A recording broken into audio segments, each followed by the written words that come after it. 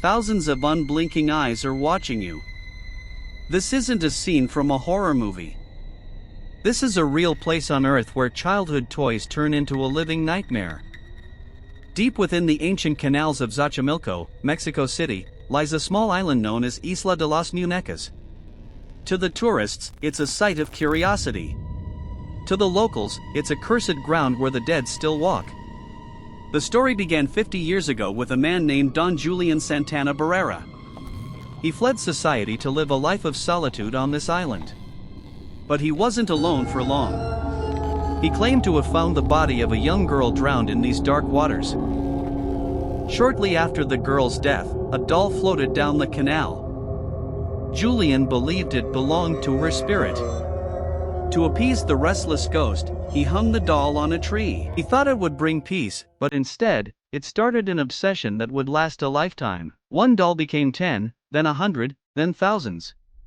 Julian collected broken, headless, and dirty dolls from the trash in the canals, turning the entire island into a macabre graveyard of plastic. But why did Julian feel the need to hang so many dolls?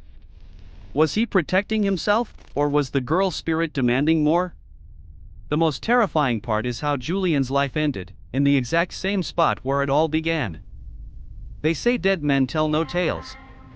But on this island, the dolls speak for them. And what they have to say will freeze your blood. For decades, Julian lived among these plastic corpses. He claimed they weren't just toys. At night, they would wake up, their tiny plastic limbs twitching. He said he heard them whispering in the shadows, conspiring against the living. In early 2001, Julian told his nephew something terrifying. He said the girl from the water was calling him. She wanted a playmate. She wanted him, forever. His nephew laughed it off as the madness of an old man. He shouldn't have. Weeks later, the unthinkable happened. Julian was found dead, floating face down in the canal. The location? The exact same spot where he found the drowned girl 50 years ago. No signs of struggle. No explanation. Just a silent body surrounded by thousands of unblinking eyes. Since his death, the island has changed. Visitors report seeing the dolls' heads turning to follow them. Some have heard high-pitched giggling in the wind. Experts say it's psychological, but if you stand alone in the center of the island, you can feel the hatred in those plastic stares. Is it a memorial for a lost soul, or a trap for the living? Many who visit the island leave a gift, a new doll, to keep the spirits happy. Because they know, if the dolls get lonely, they might come looking for a new friend. Will you be the next one to join them? Among the thousands of rotting toys, there is one doll Julian loved the most. Her name is Augustina. He treated her like a real daughter, talking to her for hours. Even today, locals believe Augustina holds the spirit of the girl who drowned. They say if you don't show her respect, you will never leave the island in peace.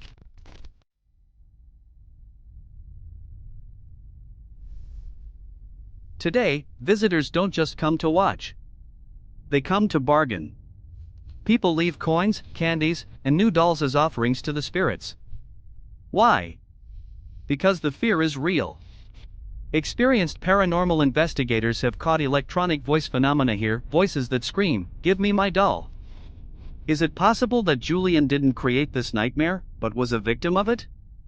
Some say the island is a vortex, a thinning of the veil between our world and the next. Julian was the gatekeeper, and now that he's gone, the dolls are the ones in charge. The island of the dolls remains a place of mystery and madness. A place where childhood innocence goes to rot. But the question remains, if you were offered $1 million to spend just one night alone on this island, with only the dolls to keep you company, would you do it?